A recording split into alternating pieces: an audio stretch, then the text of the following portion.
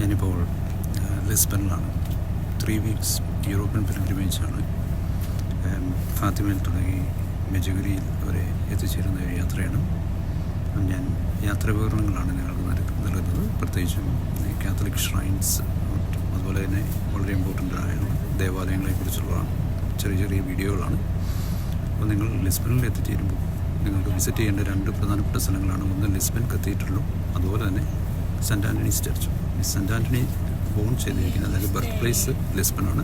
ഇപ്പോൾ cent Antony's ചർച്ചിൽ വന്നു കഴിഞ്ഞ് കഴിഞ്ഞാൽ നിങ്ങൾക്ക് ഇവിടെ വിശുദ്ധ കുർബാനകളുണ്ട്. പ്രത്യേകിച്ചും 12 മണിക്ക്, എല്ലാ ദിവസവും 12 മണിക്ക് ഉച്ചയ്ക്ക് പോർച്ചുഗീസ് കുർബാനയുണ്ട്. ഈ കുർബാന നടക്കുന്ന മെയിൻ ഓൾട്ടറിൻ്റെ താഴെ തന്നെയാണ് സെൻറ്റ് ആൻ്റണിയുടെ ബർത്ത് പ്ലേസ്, അതായത് ജനിച്ച ഒറിജിനൽ സ്ഥലം. അവിടെ പോയി നമുക്ക് വിസിറ്റ് ചെയ്യാനും അവിടെ പ്രാർത്ഥിക്കാനുമുള്ള എല്ലാ സൗകര്യങ്ങളുമുണ്ട്. അതിനുശേഷം നിങ്ങൾക്ക് ഇവിടെ ലിസ്ബണിൽ നിന്ന് ഫാത്തിമയിലേക്ക് ബസ്സുണ്ട്. അത് നേരത്തെ ബുക്ക് ചെയ്യുന്നതാണ് എപ്പോഴും നല്ലത്. പ്രത്യേകിച്ചും സീറ്റ് റിസർവ് ചെയ്യുക.